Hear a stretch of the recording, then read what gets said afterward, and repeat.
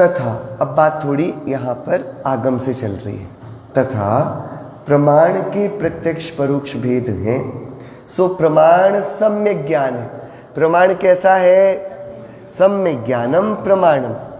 मिथ्या दृष्टि के तो कुछ है ही नहीं, ना सुख है, ना ज्ञान की प्रामाणिकता है, ना निराकुलता है, ना धर्म है, कुछ भी नहीं।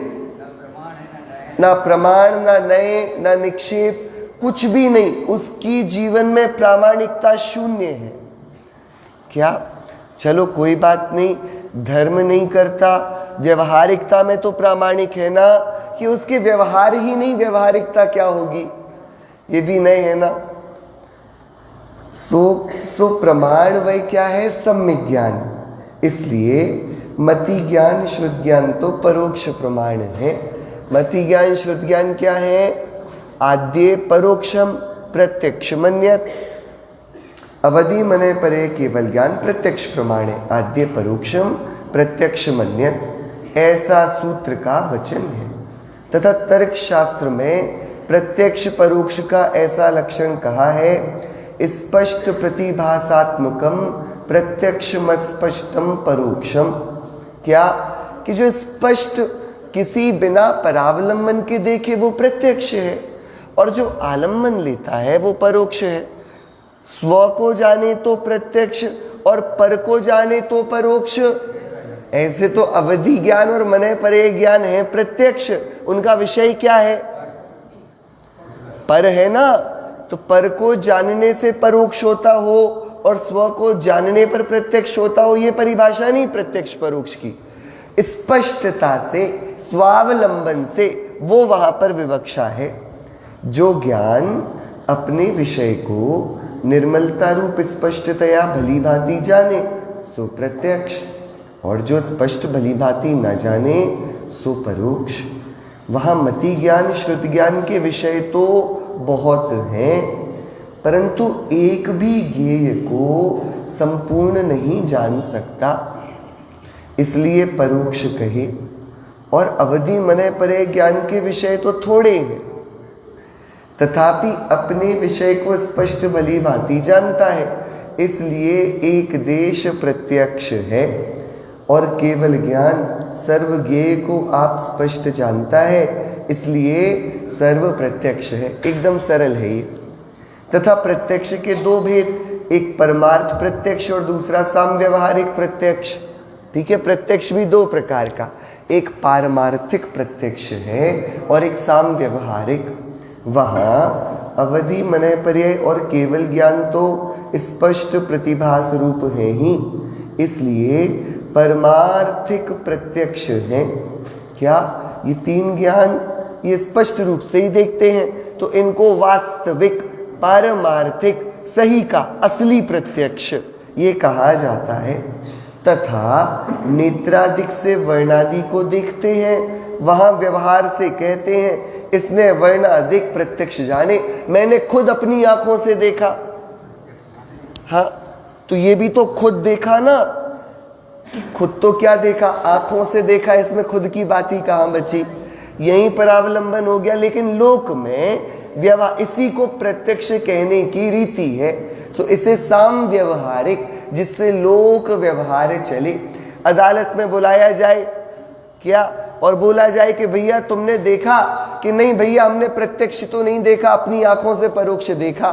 तो जज साहब फिर बात नहीं सुनेंगे। क्या तुमने?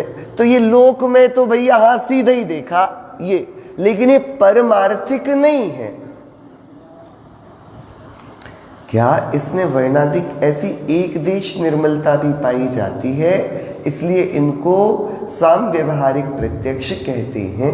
परंतु यदि एक वस्तु में अनेक मिश्र वर्ण हैं, वे नेत्र द्वारा भली भांति नहीं ग्रहण किए जाते हैं, इसलिए इसको परमार्थ प्रत्यक्ष नहीं कहा जाता। आंखें क्या देख पाती हैं? बहुत कुछ ऐसा है जो छूट जाता है, सो ये वास्तविकता में वैसा विशद प्रत्यक्ष नहीं है। तथा परोक्ष प्रमाण के 5 भेद, स्मृति, प्रत्यभिज्ञान, तर्क, अनुमान और आगम। वहाँ जो पूर्व काल में जो वस्तु जानी थी उसे याद करके जाना उसे स्मृति कहते हैं। दृष्टांत द्वारा जिस वस्तु का निश्चय किया जाए उसे प्रत्यभिज्ञान कहते हैं। हेतु के विचार से युक्त जो ज्ञान उसे तर्क कहते हैं। तर्क यानी लॉजिक। हेतु से साध्य वस्तु का जो ज्ञान उसे अनुमान कहते हैं। जो लॉजिक से हमने डिराइव किया वो अनुमान। तर्क से जो हमने एक फॉर्मूला बनाया वो अनुमान। और आगम से जो ज्ञान हो उसे आगम कहते हैं। जो तीर्थंकर देव की वाणी में प्रस्फुटित हुआ और गणधरों द्वारा और परापर गुरु की परंपरा से लिपिबद्ध हुआ, ये आगम का परोक्ष ज्ञान है, परोक्ष प्रमाण। ऐसे प्रत्यक्ष प्रमाण परोक्ष प्रमाण के भेद कहे। गुरुदेव श्री ने जब इन 5 को समझाया तो बहुत सुंदरता से समझाया।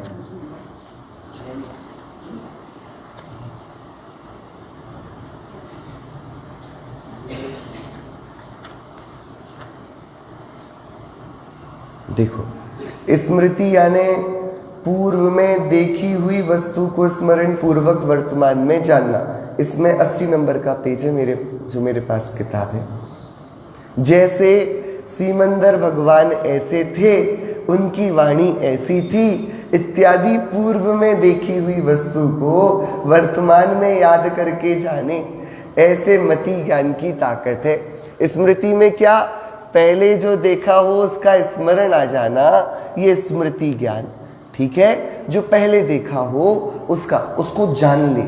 जो पूर्व में है वो तो घट गई बात, वो बात बची कि नहीं बची, कि जो पर्याय हो गई अतीत में वो तो गई, लेकिन फिर भी मति ज्ञान में क्या ताकत है कि उनको वैसा जान ले। जैसे सीमंदर भगवान ऐसे थे, देखा उनको पहले और अब स्मृति आ गई, तो अब कैसे जाना, स्मृति से जाना। फिर प्रत्यभिज्ञान अर्थात पूर्व में देखी हुई वस्तु के साथ वर्तमान वस्तु का मिलान करना।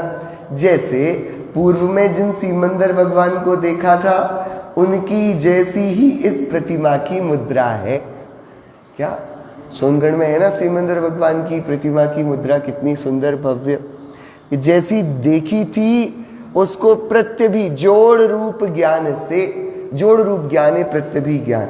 अथवा पूर्व में भगवान के पास मैंने जिस आत्मा को देखा था वह यही आत्मा है, ऐसा मति ज्ञान जान सकता है। ये प्रत्यभिज्ञान हुआ। जोड़ रूप भैया, प्रत्यभिज्ञान ये आत्मा की नित्यता की सिद्धि में कारण बनता है न्याय शास्त्र में। क्या ये वही है जो वहां था, तो वहां भी था और यहां भी है, तो दो अलग अलग समयों में रहा, तो ध्रुव है ना, क्षणवर्ती नहीं है, त्रिकालवर्ती है। ठीक है, तो इससे क्या सिद्ध करते हैं, वस्तु एक समय के बाद मर जाने वाली त्रिकाल होती है। प्रत्यभिज्ञान उसका हेतु है। प्रत्यभिज्ञान से सिद्ध होता है आत्मा नित्य है। क्या अपन है ना नित्य? कैसे कि जिसको पहले देखा था वही तो ये है, जो छोटा था एल्बम में छोटा सा दिख रहा है वही तो ये है ना। ये क्या है, आत्मा नित्यता की सिद्धि। प्रत्यभिज्ञान जोड़ रूप ज्ञान, देखना उसकी इस अवस्था को या स्मृति आना पूर्व की और उससे निर्णय करना, ये तो वही है। ये जोड़ रूप ज्ञान, इसे प्रत्यभिज्ञान।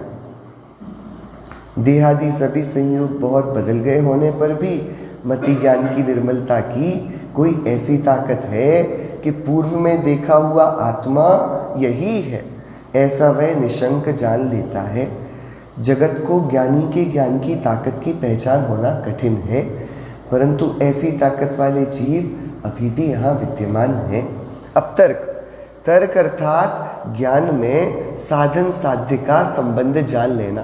तो देखो गुरुदेव श्री ने कितने सुंदर उदाहरण दिए। एक तो प्रसिद्ध, जहाँ धूम हो धुआं वहाँ अग्नि होती है, जहाँ अग्नि ना हो वहाँ धुआं नहीं होता।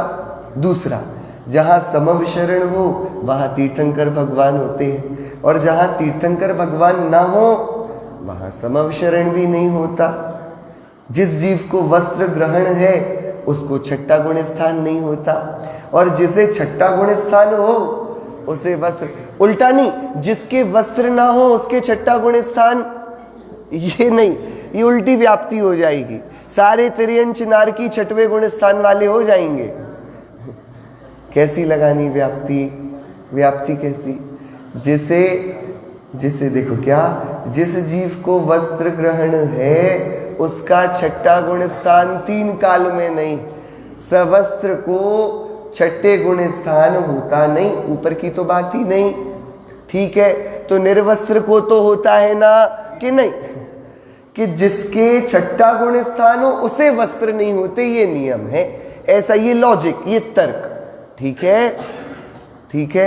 ऐसे ये जो लॉजिक बैठा, ये तर्क नाम, ये वाला निर्णय भी कौन करेगा? मति ज्ञान कर लेगा। ये ज्ञान की सामर्थ्य। इस प्रकार हेतु के विचार से ज्ञान करना, ये तर्क। अनुमान अर्थात हेतु से जो जाना, इसके अनुसार साध्य वस्तु का ज्ञान करना, अर्थात साध्य साधन का तर्क लगाया था, उससे अब साध्य वस्तु को पहचान लेना। क्या हम उदाहरण में ही उलझे रह जाएं और सिद्धांत तक ना पहुंचे तो बात बिगड़ जाएगी। तो तर्क ने, लॉजिक ने तो हमें बता दिया ये होता है तो ये होता है, तो अब निर्णय तो करो तो यही होगा। तो अनुमान, अब जैसे यहाँ अग्नि है क्योंकि धूम दिखता है, पक्का किया। तर्क ने बोला था जहां जहां धुआं हो वहां वहां अग्नि है। अनुमान कहता है पक्का अग्नि है, क्योंकि हमारा तर्क कहता है कि जहां जहां धुआं है वहां वहां आग है। ठीक है, तर्क, लॉजिक की एप्लीकेशन।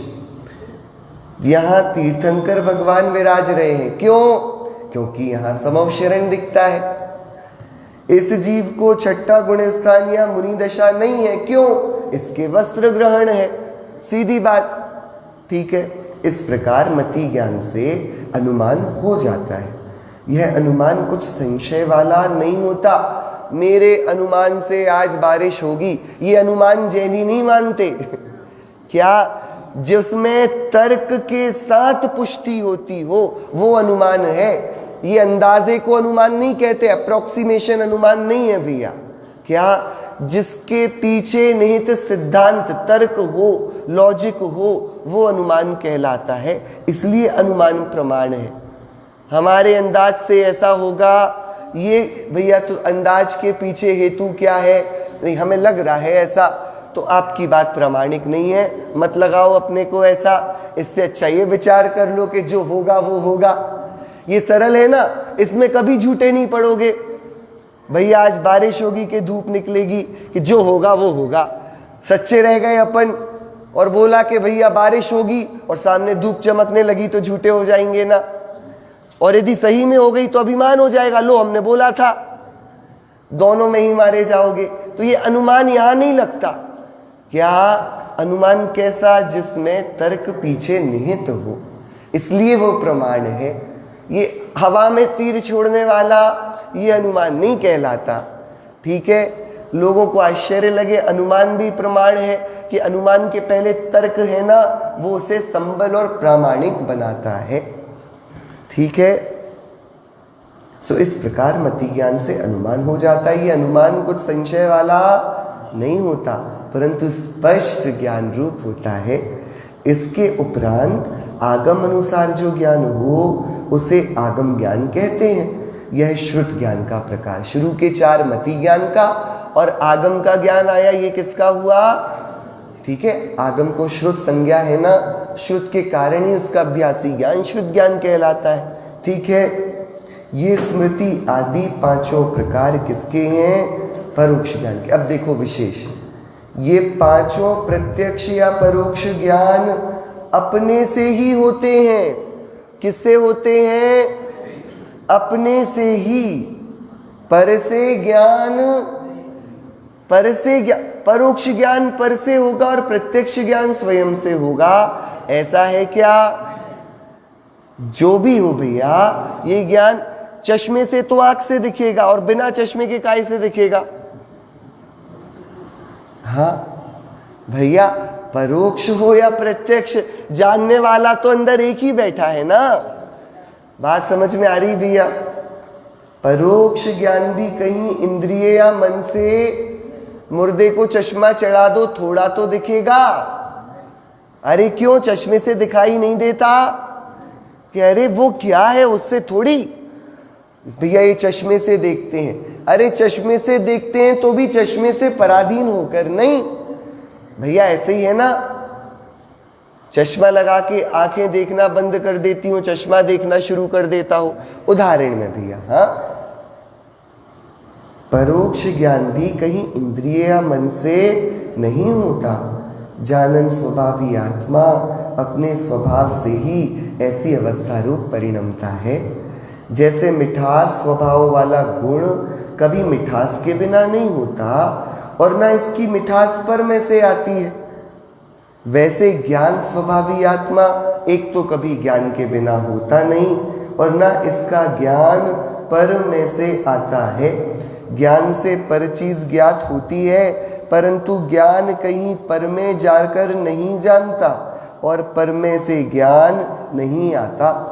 ऐसी स्वतंत्रता की समझ के उपरांत यहाँ तो अंदर के स्वानुभव के समय की सूक्ष्म बात है। बात ये बतानी कि आत्मा का जो स्वसंवेदन है मति श्रुत ज्ञान के होने पर भी वह प्रत्यक्ष हुआ। इसके लिए पूरा पंडित जी साहब साधर्मियों के साथ चर्चा कर रहे हैं ना स्वानुभव की, तो पूरा आगम अध्यात्म का आंदोलन कर रहे हैं। कितनी गहन चर्चा चल रही, सबको आके रख लिया और बोला भैया देखो, भले ही मन के द्वारा भी हो रहा हो स्वानुभव, तब भी आलंबन तो मन का भी नहीं है। आत्मा का जो स्वरूप का रस चखा गया वो तो प्रत्यक्ष ही, सीधा ही, खालिस जैसा स्वरूप है आत्मा का। अनंत गुणों से जो झरझर रस टपकता है उसे वैसे ही जाना गया, वेदा गया, भोगा गया। ये वाली बात यहाँ हुई। ठीक है, अब देखिए आगे क्या बोल रहे हैं। वहाँ देखिए ये सारा हो गया, ऐसे प्रत्यक्ष परोक्ष प्रमाण के भेद कहे। अब देखो आगे, वहाँ इस स्वानुभव दशा में जो आत्मा को जाना जाता है सो श्रुत ज्ञान द्वारा जाना जाता है। स्वानुभव दशा में जो आत्मा को जाना जाता है वह श्रुत ज्ञान द्वारा जाना जाता है। भैया आत्मा को जानना है कि नहीं? कि जानना है, हमें और क्या काम है। तो आत्मा को कैसे जाना जाए कि उसके पूरे उपकरण अपने पास हैं। घबराना नहीं, कहीं बाहर नहीं जाना, भैया कुछ खरीद के लाना पड़ेगा, किसी क्षेत्र विशेष में जाना पड़ेगा, नहीं, वो बता रहे कि घबराना नहीं, ये काम इसके लिए सारी सामग्री पहले से है। पहले से है क्या? घर में तो थोड़ा सा भी कुछ बनाना होना तो सामग्री इकट्ठी करनी पड़े, यहाँ तो इतना सुंदर सुयोग्य अवसर पका है, सारी सामग्री आकर एकदम व्यवस्थित रखी हुई है, तो योग्य विधि मिला ले, काम बन जाएगा। श्रम किसी बात का दूसरा नहीं है। तो किससे जाना जाता है? श्रुत ज्ञान द्वारा। और श्रुत ज्ञान है वह मति ज्ञान पूर्वक ही है। वे मति श्रुत ज्ञान परोक्ष कहे, इसलिए यहाँ आत्मा का जानना प्रत्यक्ष नहीं है। इस कारण से, क्योंकि आगम में उनको परोक्ष कहा, इस कारण से यहाँ पर आत्मा का जानना प्रत्यक्ष नहीं, तथा अवधि मने पर्याय का विषय रूपी पदार्थ ही है। उसका विषय रूपी पदार्थ है, आत्मा अरूपी है। और केवल ज्ञान छद्मस्त के है नहीं, इसलिए अनुभव में अवधि मने पर्याय केवल द्वारा आत्मा का जानना, भैया अवधि ज्ञान मने पर्याय ज्ञान से आत्मा का जानना नहीं है अनुभव के काल में, और केवल ज्ञान है नहीं, उससे भी क्या जाने। ठीक है, तो इनकी तृष्णा भी नहीं करना, हमें अवधि ज्ञान चाहिए, मने पर्याय ज्ञान चाहिए, केवल ज्ञान तो चाहिए।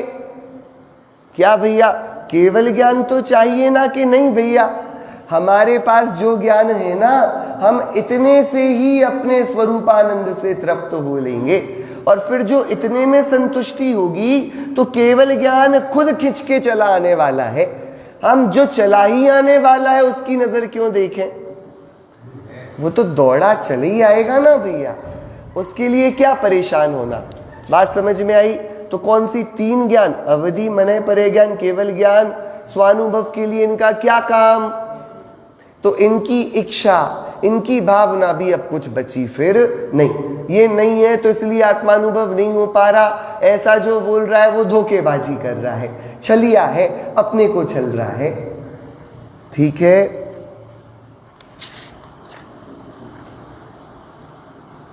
तथा जैसे नेत्रा, देखो क्या लिखा ऊपर, अवधि केवल द्वारा आत्मा का जानना नहीं, तथा यहाँ आत्मा को स्पष्ट भली भांति नहीं जानता है, इसलिए पारमार्थिक प्रत्यक्षपना तो आत्मा के संभव नहीं।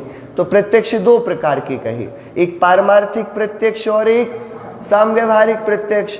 तो मति श्रुत ज्ञान ये परोक्ष है ना, क्योंकि इंद्रिया मन कुछ ना कुछ है, तो ये बात पक्की हो गई कि आत्मा को स्पष्ट नहीं जान रहा, इसलिए ये पारमार्थिक प्रत्यक्ष तो नहीं है।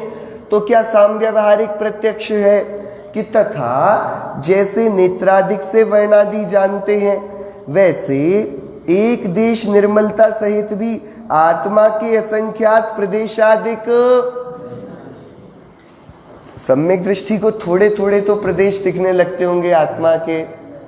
हाँ, अरे जानता है कि नहीं? देखो, हम इस वस्तु के पूरे वर्ण तो नहीं देख पाते, पर आंख से थोड़े थोड़े सफेद दिखाई देता है, ग्रे कुछ तो दिखाई देता है।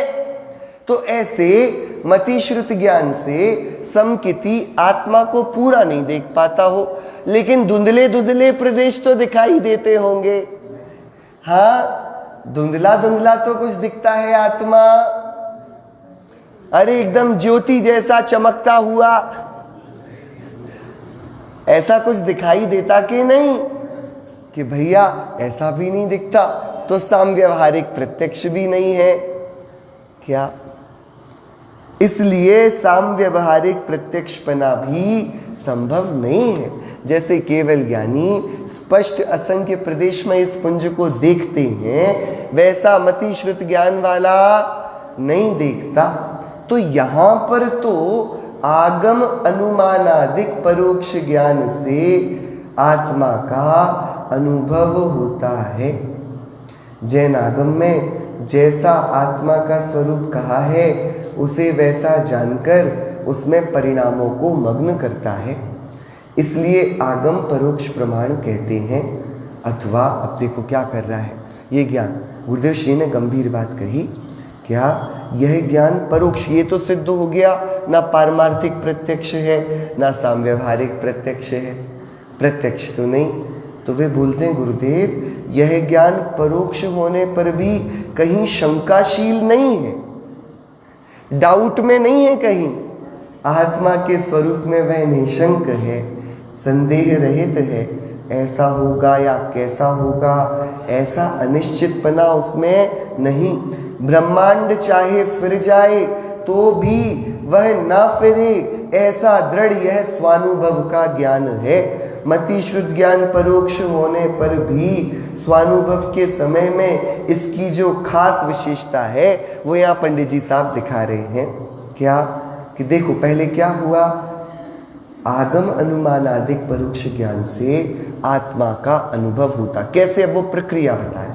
जैनागम में जैसा आत्मा का स्वरूप कहा है, वैसा जानकर उसमें परिणामों को मग्न करता है, इसलिए आगम परोक्ष प्रमाण कहते हैं। अथवा मैं आत्मा ही हूँ, क्योंकि मुझ में ज्ञान है, जहाँ जहाँ ज्ञान है वहाँ वहाँ आत्मा है, जैसे सिद्धादिक हैं। तथा जहाँ आत्मा नहीं है वहाँ ज्ञान भी नहीं है, जैसे मृतक कलेवरादिक हैं। क्या आत्मा कहाँ है?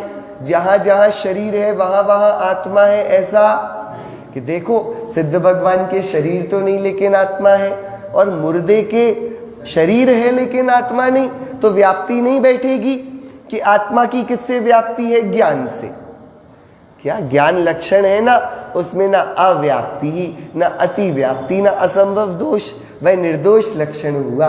सो जहाँ जहाँ आत्मा ज्ञान है वहाँ वहाँ आत्मा, जैसे सिद्धादिक, और जहाँ आत्मा नहीं है वहाँ ज्ञान भी नहीं है, जैसे मृतक कलेवरादिक। इस प्रकार अनुमान भी हो गया, लॉजिक आ गया ना, तर्क। जैसे धुआं और आग का लगाया था, समव शरण और तीर्थंकर भगवान का नग्नपना और छठवें गुण स्थान का लगाया था, ऐसे यहाँ पर अब अपने स्वरूप में अनुमान लगाया। आगम से जाना, फिर विचार किया स्वरूप का, और वहाँ पर तर्क से अनुमान की व्याप्ति करी।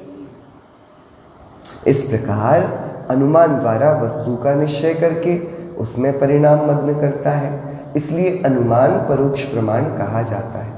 अथवा आगम अनुमानादिक द्वारा जो वस्तु जानने में आई उसी को याद रखकर उसमें परिणाम मग्न करता है, इसलिए स्मृति कही जाती है। तीर्थंकर देव ने इस जिनागम में कैसा मेरा स्वरूप बताया था, अब अपना काम करता और बार बार स्मरण करता है। हाँ, तो ये स्मृति भी उसका वो ज्ञान काम कर रहा है। इत्यादि प्रकार से स्वानुभव में परोक्ष प्रमाण द्वारा ही आत्मा का जानना होता है। वहाँ पहले जानना होता है, पश्चात जो स्वरूप जाना उसी में परिणाम मग्न होते हैं। क्या क्रम है? पहले आगम से जाने, युक्ति का अवलंबन ले, जैसा बताया उसकी बार बार वैसी निर्दोष स्मृति भावना चिंतन करे बार बार, तो पहले जानना हुआ, पश्चात जो स्वरूप जाना उसी में परिणाम मग्न होते हैं। परिणाम मग्न होने पर कुछ विशेष जानपना होता नहीं है। परिणाम मग्न होने पर सब एक आनंद रह जाता है और सब विलीन हो जाता है। ये सब परोक्ष ज्ञान, इसने परोक्ष प्रमाणों के आगम से, तर्क से, अनुमान से, स्मृति से, इन सब से बहुत अपना विचार किया और फिर उसी के विचार में परिणाम मग्न किए। सो ऐसा समय आया कि परिणामों में जो विकल्पता थी, सविकल्पता वो जाती रही, निर्विकल्पता आ गई। यहाँ फिर प्रश्न, यदि सविकल्प निर्विकल्प में जानने का विशेष नहीं है तो अधिक आनंद कैसे होता है? क्या जैसा जान रहे थे वो जानते जानते जानते जानते अब हम उसमें डूब गए, परिणाम मग्न हो गए, तो अब और क्या जाना कि अभी कुछ जानने के लिए कुछ अभी परिणाम विकल्प ही नहीं हो रहे ना। तो अब यहाँ पर पूछते हैं कि भैया जब सविकल्प पने जो जाना, निर्विकल्प पने में कुछ जान पने में तो विशेषता हुई नहीं, तो सविकल्प पने में कम आनंद और निर्विकल्प पने में आनंद में विशेषता, ये अधिक आनंद कैसे होता है? निर्विकल्प आनंद जो है वो ऐसा अपूर्व जो कभी ना चखा और रोमांचित कर देने वाला कैसे है? उसका समाधान, सविकल्प दशा में ज्ञान अनेक ज्ञेयों को जानने रूप प्रवर्तता था। निर्विकल्प दशा में केवल आत्मा का ही जानना है। सविकल्प दशा में ज्ञान अनेक ज्ञेयों को जानने रूप प्रवर्तता था। निर्विकल्प दशा में कितने को जान रहा है? केवल एक को ही जानना है। एक तो विशेषता ये है। दूसरी विशेषता यह है कि जो परिणाम नाना विकल्पों में परिणमित होता था वह केवल स्वरूप ही से तादात्म्य रूप होकर प्रवृत्त हुआ। यह दूसरी विशेषता हुई। कैसी विशेषता हुई? दूसरी विशेषता हुई। भैया क्या पहले बहुत शोरगुल था तो आवाज तो आती थी, लेकिन अब सब शांत हो गया तो अब मन विशेष लगता कि नहीं? अरे लगता कि नहीं साहब? जहां पर बहुत ज्यादा डिस्टरबेंस हो, बहुत हल्ला शोरगुल हो, क्या वहां पर विशेषता ज्यादा समझ नहीं आती। थोड़ी आवाज खर खर खर आती हो तो संगीत का भी फिर आनंद नहीं आता, लेकिन स्पष्ट एकदम अच्छे से साउंड्स लग गए, डॉल्बी एकदम, और अब जब सुना जा रहा है भैया अब तो सुनने में आनंद आ गया। क्या हुआ कि जो जो वहां पर अनावश्यक था वो हट गया और जो मूल जो विषय बना के बैठे थे बस वो रह गया। तो अपने आप उसकी स्पष्टता होगी कि नहीं? तो स्पष्टता होगी तो उससे विशेषता होगी कि नहीं? अरे होगी कि नहीं? आप लोग देखते हो ना टीवी में, तो ब्लर करे वो और HD एकदम हाई डेफिनेशन आ जाए तो विशेषता है कि नहीं? दिख तो वो ही रहा है, चल तो वो अलग, तो कुछ चल नहीं रहा, लेकिन विशेषता है ना। विशेषता है कि नहीं कि जितनी चीजें वहां पर अलग अलग तरीके से सम्मिश्रित होके आ गई थी, व्यवधान करती थी, वो सब शांत हो गई। तो अपने आप उनमें उतना उपयोग रुकने के कारण आनंद रुक गया ना, उतना आनंद रुक गया। अब वो उपयोग फ्री हो गया। अभी तक छन छन कर जान रहा था तो चर्चा में प्रसन्न था, अब पूरा पीकर जानता है तो रोम रोम एकदम उल्लसित है, रोमांचित है आनंद से। ऐसी विशेषताएं होने पर देखो क्या बोल रहे हैं, ऐसी विशेषताएं होने पर कोई वचनातीत ऐसा अपूर्व आनंद होता है जो कि विषय सेवन में उसकी जाति का अंश भी नहीं है। क्या अलौकिक मार्ग है ना। सो लोक में अब तक जैसे जैसे अनुभव हुए, ये अनुभव उससे अपूर्व और अलौकिक जाति का है। अभी हम आनंद क्या है उसका अभी विज्ञापन भी नहीं देख पाए हैं। जो एक बार उसको चखा तो पता पड़ा कि अरे हम किसमें आनंद मानकर बैठे थे। क्या बोले पंडित जी साहब, देखो चखा है तो बोल पा रहे हैं।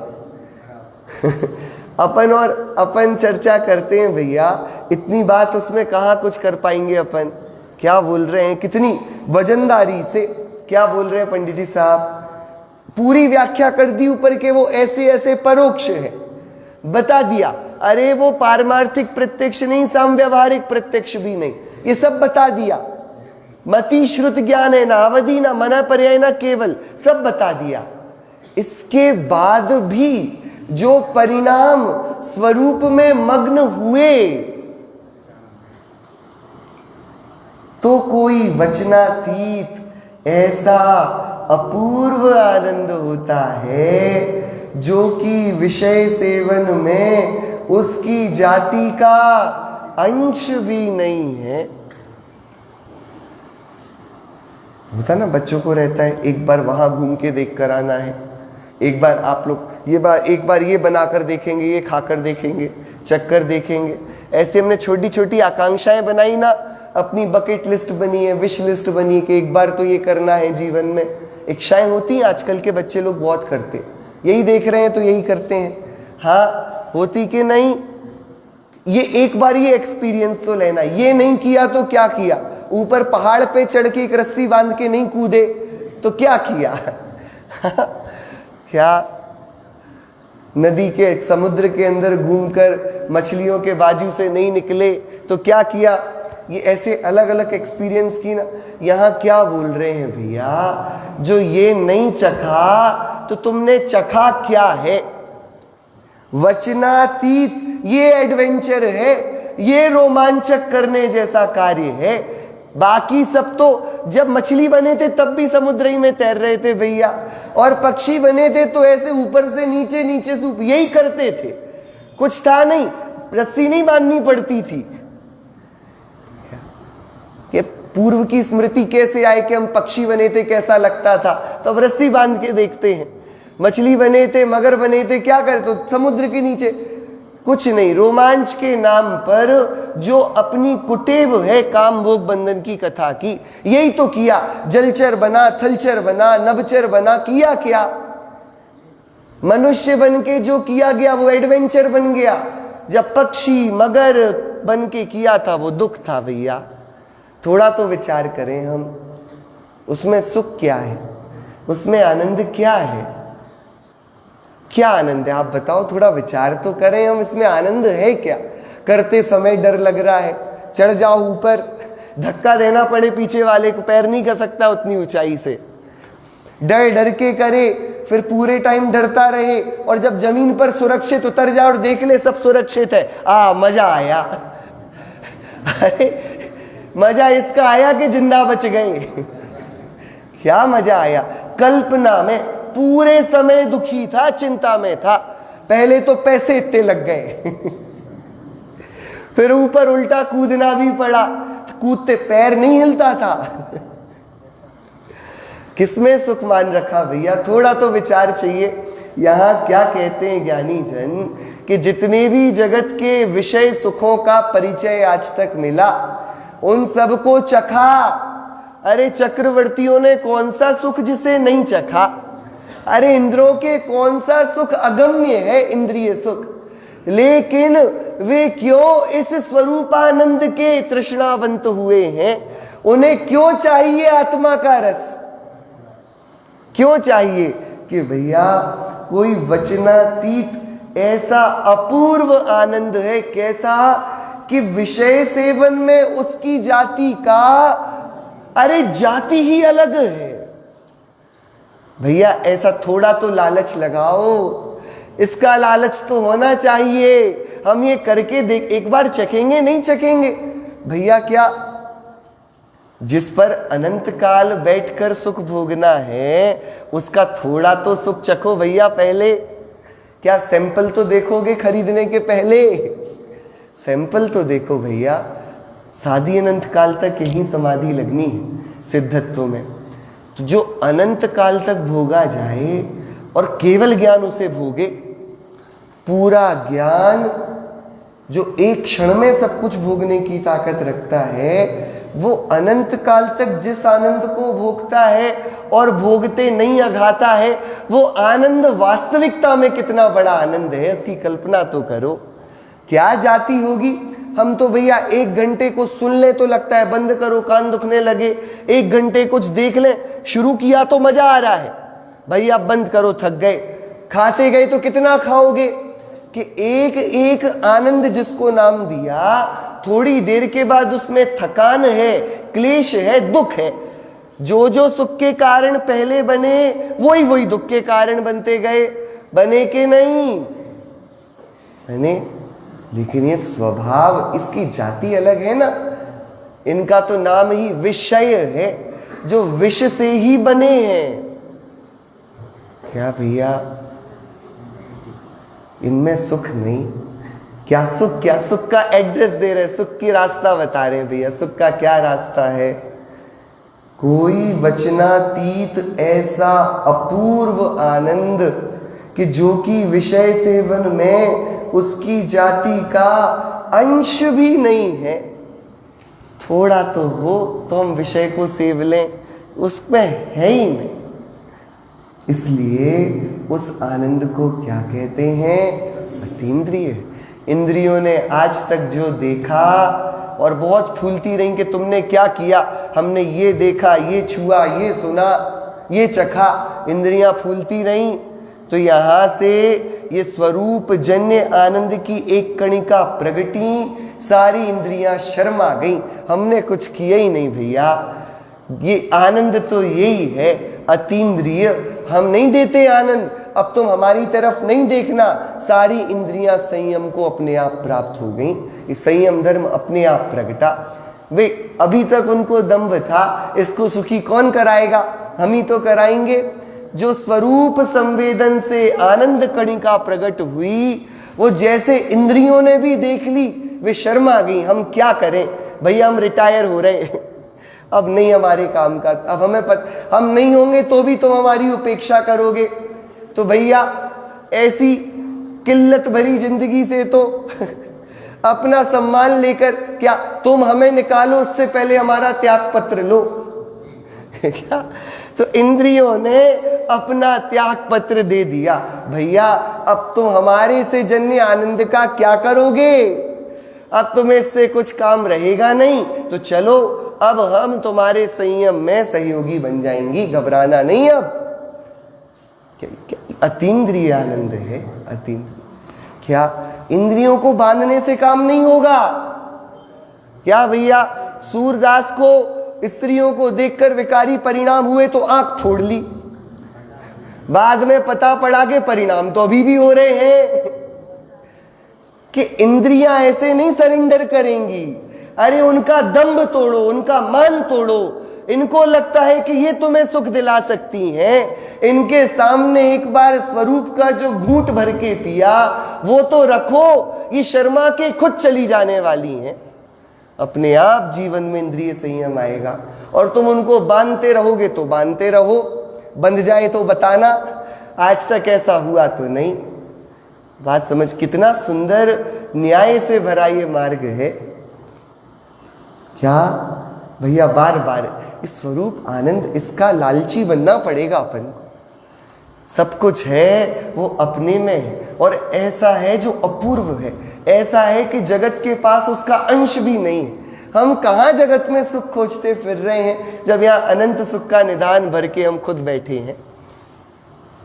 बहुत गुरुदेव श्री ने तो बहुत खोला, क्या बताएं, अपने पास समय भी बहुत सीमित है और अपन क्या पता कल अपन चर्चा कर पाए नहीं। थोड़ा सा ग्रंथ से यहाँ फिर प्रश्न, अनुभव में भी आत्मा परोक्ष ही है, तो ग्रंथों में अनुभव को प्रत्यक्ष कैसे कहते? आपने तो सिद्ध कर दिया कि लो अनुभव तो परोक्ष है, तो इसे प्रत्यक्ष कैसे कहते हैं?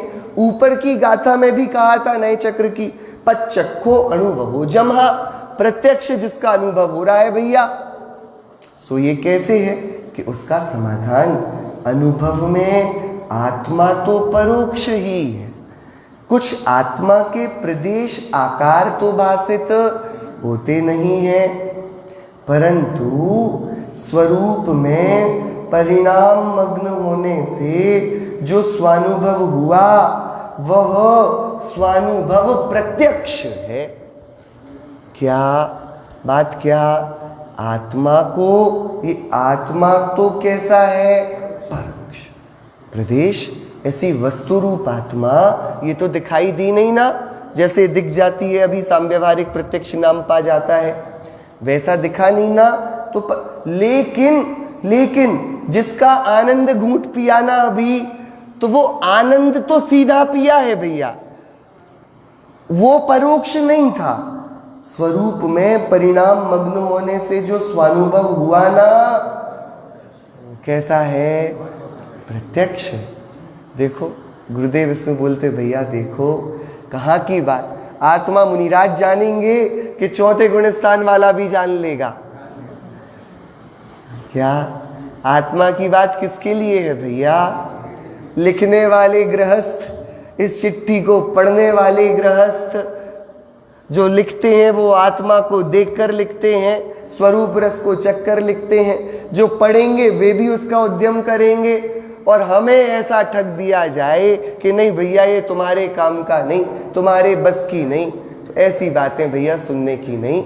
जो पुरुषार्थ को गिराएं वो बातें सही नहीं। गुरु की तो क्या परिभाषा दी, जो बार बार तुम्हें बोले कि तुम भगवान हो, भगवान हो, भगवान हो, वो गुरु है भैया।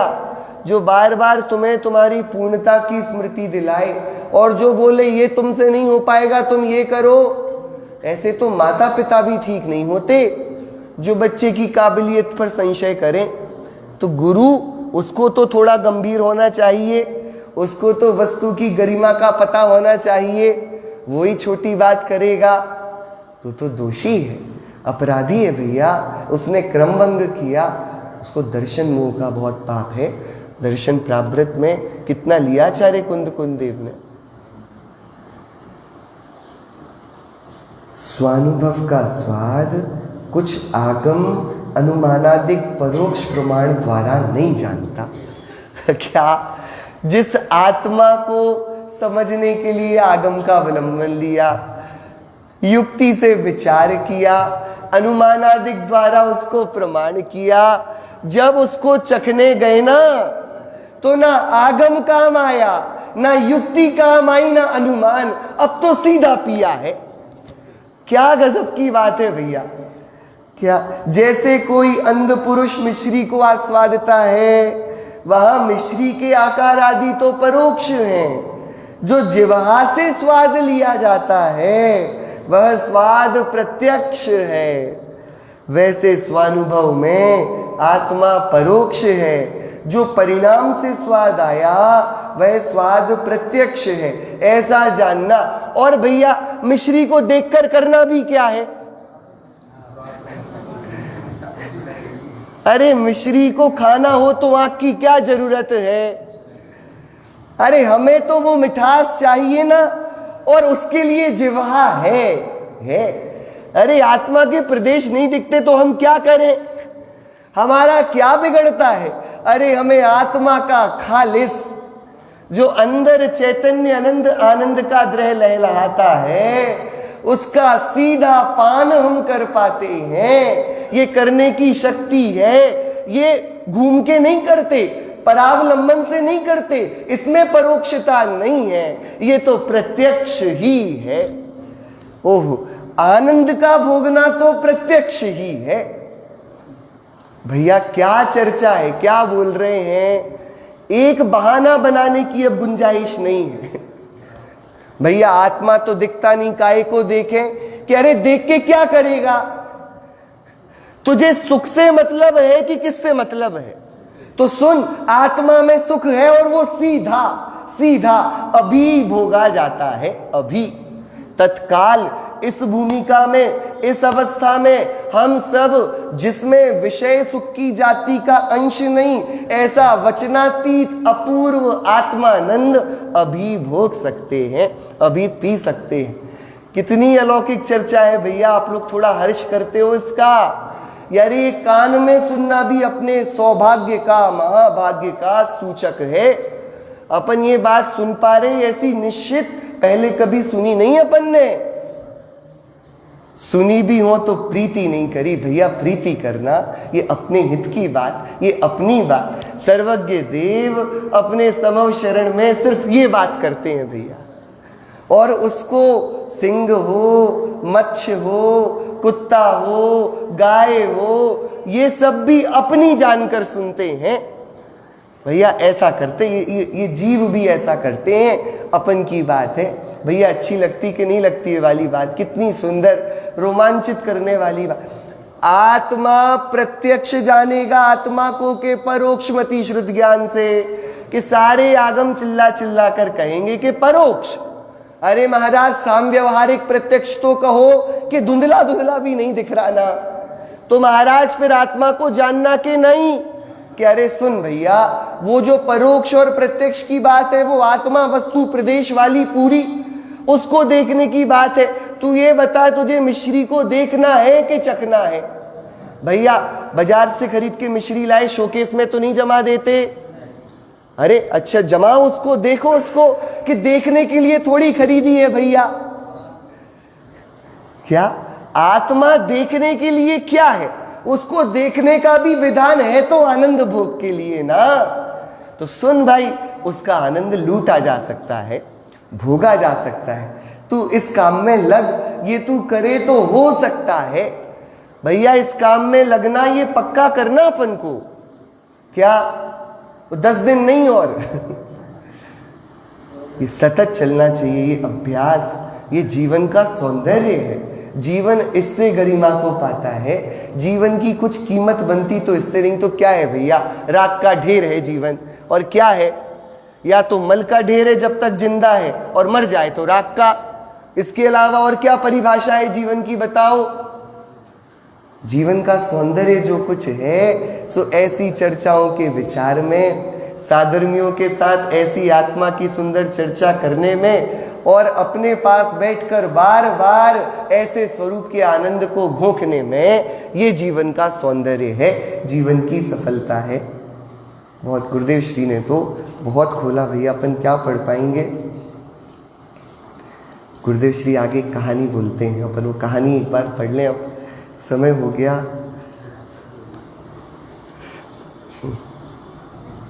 अरे आयु थोड़ी, बुद्धि अल्प, और श्रुत का तो पार नहीं।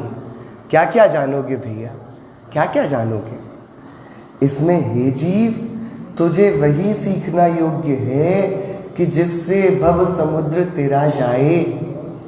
दूसरी निष्प्रयोजन बातों को छोड़कर मूल प्रयोजनभूत इस बात को जान, जिसके जानने से आत्मा इस संसार समुद्र को तिर जाए। इसका 104 पेज का आखिरी है जो ग्रंथ है। क्या क्या भैया? किसको जान? जिससे अपना कल्याण हो। बाकी सब जानकर ठीक है, तूने ये जान लिया हो तो ठीक है। इसके संबंध में दृष्टांत देते हैं। कोई विद्वान नौका में बैठकर जा रहे थे, बीच में नाविक से बातचीत करते हुए पूछा, क्यों भैया नाविक, तुम्हें संगीत आता है? नाविक ने कहा, ना भाई, थोड़ी देर बाद फिर पूछा, अजी संस्कृत व्याकरण आता है, ज्योतिष आता है, गणित आता है? नाविक ने कहा, नहीं जी, ये कुछ नहीं आते। अंत में शास्त्री जी ने पूछा, भैया कम से कम लिखना पढ़ना तो आता ही होगा? तो नाविक ने कहा, नहीं जी, हमारे तो बस यह नदी भली और हमारी नौका भली, हम तो सिर्फ यह जानते हैं कि पानी में कैसे तैरना। तब पंडित जी बोले, बस तब तो नाविक भाई तुम्हारी जिंदगानी पानी में ही गई। हम तो न्याय, कानून, संस्कृत, व्याकरण, संगीत, गणित, ज्योतिष आदि सब जानते हैं। नाविक ने कहा, बहुत अच्छी बात भैया, हमें इनसे क्या, हमें तो हमारी नौका से काम। अब यह बात चल रही थी कि इतने में तेज पवन चलने लगी और नौका डावाडोल होकर पानी में बहने लगी तथा डूब जाने की स्थिति उपस्थित हो गई। तब नाविक ने पूछा, क्यों शास्त्री जी महाराज, आपको तैरना आता है कि नहीं? शास्त्री जी तो घबरा गए और कहा, नहीं भाई, मुझे और सब आता है, मात्र एक तैरना नहीं आता। नाविक ने कहा, आप सब कुछ सीखे किंतु तैरना नहीं सीखे, यह नौका तो अभी डूब जाएगी। मैं तो तैरना जानता हूँ, अतः मैं तो तैरकर उस पार पहुंच जाऊंगा, किंतु आप तो इस नौका के साथ अभी डूब जाओगे, अतः आप और साथ में आपकी सब विद्याएं पानी में डूब जाएंगी। भैया क्या मरण के तत्काल अगले क्षण सारा धारणा ज्ञान शून्य होता है? पूरी, जैसे मेमोरी कार्ड को फॉर्मेट किया जाता है ना, सब कुछ जीवन भर का सीखा, मतलब बहुत बड़ा प्रकांड विद्वान मरे और मरकर फिर मनुष्य बने, तो भैया फिर नर्सरी से ही चालू होगी बात। क्या कुछ नहीं बचेगा? क्या किया, क्या सीखा, कितनी पूजने याद, कितने ग्रंथ याद, कितने सूत्र याद, कितने तीर्थ किए, कितने नियम पाले, कितने उपवास किए? भैया तैरना आता है कि नहीं? यह तो एक दृष्टांत है। वैसे जिसको इस भव समुद्र से तिरना हो, उसे स्वानुभव की विद्या सीखना चाहिए। अन्य प्रयोजनभूत जानपना बहुत करे, किंतु अंतर में स्वभावभूत चैतन्य वस्तु क्या है, इसको यदि लक्ष्यगत ना करे तो बाहरी जानपना उसे संसार से तिरने के लिए उपयोगी, और जिसने बाहर की महिमा छोड़कर अंतर में चैतन्य विद्या को साधा है, उसे बाहर की अन्य विद्याएं कदाचित थोड़ी हो तो भी स्वानुभव की विद्या के द्वारा नाविक की तरह वह भव समुद्र से तिर जाएगा। और तीन लोक में सबसे श्रेष्ठ ऐसी केवल ज्ञान विद्या का भी स्वामी वो हो जाएगा। इसके तो रिद्धियां प्रगटेंगी भैया। जो कुछ नहीं जानता लेकिन एक स्वानुभव को जानता है, और जो सब जानता है। देखो आज के मम्मी पापा बच्चे को डांस की क्लास में भी भेज रहे हैं, ड्राइंग भी सिखा रहे हैं, थोड़ा बहुत संगीत भी सिखा रहे हैं, सब सिखा रहे। हमारे बच्चे को सब जानना चाहिए। और बच्चे से पूछ लो, बेटा आत्मा जानते हो? भैया इसका क्या, क्यों मम्मी पापा चाहते बच्चा रिद्धिधारी बन जाए, वो खड़ा हो जाए स्टेज पे तो नाचने लगे, माइक पर आ जाए तो गाना गाने लगे, वो जो उंगली पकड़े कलम पकड़े तो चित्रकार बन जाए, सब बन जाए। तो भैया सारी विद्याओं में श्रेष्ठ ये आत्म विद्या, अध्यात्म विद्या है। हमें इसके लिए यदि हम नहीं जागरूक होंगे, हम स्वयं नहीं इसके प्रति प्रवृत्ति करेंगे, अपने बच्चों को आत्मा की लोरियां नहीं सुनाएंगे, हम उन्हें ठग लेंगे, वे डूब जाएंगे। कल को ज्ञान तो बहुत होगा, लेकिन जिसके आश्रित साम्य प्रकट होता है वो होगी नहीं, डिप्रेशन में मरेंगे बेचारे, आत्महत्या करेंगे। देख लेना, कोई मूर्ख आदमी नहीं करता आत्महत्या। त्रियंश नहीं करता आत्महत्या। क्या ये वैज्ञानिक स्टडी हुई, देखा गया कि कितनी प्रजातियां आत्महत्या करती हैं। वैज्ञानिकों ने शोध करके बताया आदमी को छोड़कर एक, मतलब वो त्रियंश जिसको सामने मरता दिख रहा उसकी माता और वो बेल्ट में खड़ा है, वो भी ये विचार नहीं करता कि इससे अच्छा तो मैं मर जाऊं, क्योंकि ज्ञान बढ़ गया ना। और साथ में समता जो देता था स्वरूप, साथ में जो एक बैलेंस, इसलिए तो पहले वीतरागता फिर सर्वज्ञता का क्रम है। पहले आत्मा की स्वाधीन दृष्टि चाहिए। भैया बच्चे अपने डिप्रेशन में डूबेंगे सब। आज कितना मानसिक अवसाद है आपने देखा नहीं? एक बच्चा 14 साल का वीडियो गेम खेलते खेलते फांसी लगा लेता है।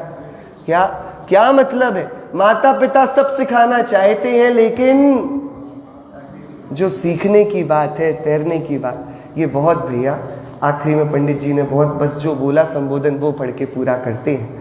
बाकी तो आप सब पढ़ोगे ही, और आप सब ने पढ़ी ही है। अपन तो पुनरावृत्ति ही कर रहे थे। देखो क्या, अरे भाई जी अब सबसे आखिरी में है, अरे भाई जी विशेष कहाँ तक लिखें? जो बात जानते हैं वह लिखने में नहीं आती। मिलने पर कुछ कहा भी जाए, परंतु मिलना कर्माधीन है। तो कितना स्पष्ट ज्ञान है ज्ञानियों का, जिद कहीं भी नहीं है। सहज भैया मिलना तो कर्माधीन है, उसकी इसलिए चिंता हम नहीं करते। इसलिए भला यह है कि चैतन्य स्वरूप के अनुभव का उद्यमी रहना। शुरुआत में क्या बोला था? क्या बोला था? हमारे यथासंभव आनंद है, तुम्हारे चिदानंद घन के अनुभव से सहजानंद की वृद्धि चाहिए। पहले बढ़ने की बात करते थे, अब उसमें लीन रहो तुम भैया, उसके उद्यमी रहो। देखो कितना सुंदर एक दूसरे के ये भैया ये वात्सल्य, ये पारमार्थिक साधर्मीपना। इसलिए भला यह है कि चैतन्य स्वरूप के अनुभव का उद्यमी रहना। भैया ये सब तो कर्म का नाटक है। ये नाटक बने ना बने, अपन के जीवन का एक लक्ष्य चाहिए, चैतन्य स्वरूप के अनुभव का उद्यमी रहना। भैया आप लोग को आकुलता तो नहीं हो रही?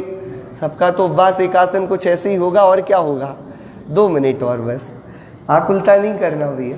वर्तमान काल में अध्यात्म तत्व तो आत्मख्याति समय सार ग्रंथ की अमृतचंद्राचार्य कृत संस्कृत टीका में है, और आगम की चर्चा गोमट सार में है तथा और अन्य ग्रंथों में है।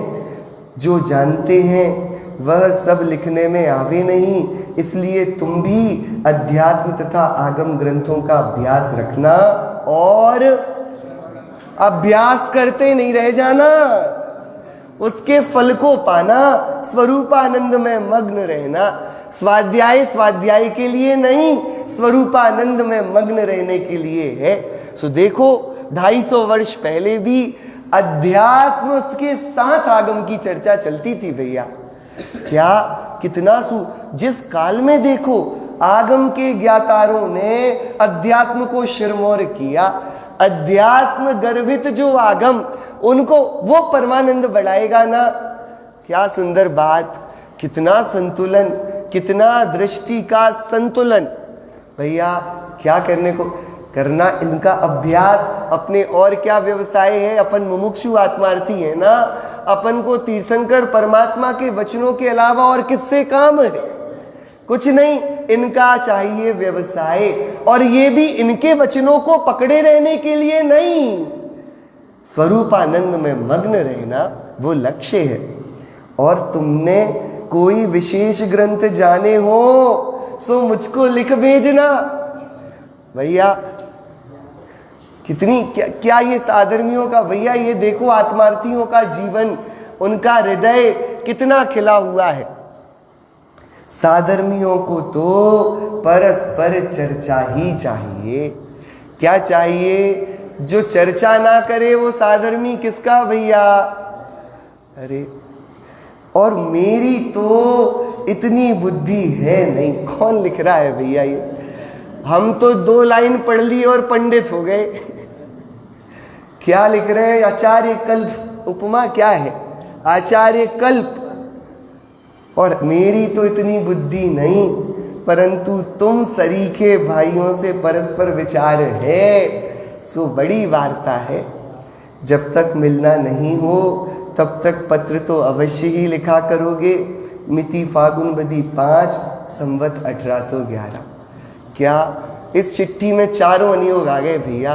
क्या जीवन, क्या आत्मार्थियों की प्रवृत्ति, क्या चैतन्य का स्वरूप, उसको पाने की क्या विधि, आगम कहाँ खड़े होके बात करता है और आत्मार्थी उसे कहाँ बैठकर पकड़ता है, सारी बात आ गई भैया। इस चर्चा का हमारे भी चिदानंद घन के अनुभव की वृद्धि हो, हमें भी परमानंद का निरंतर अनवरत रसानंद मिलता रहे, इसी मंगल भावना से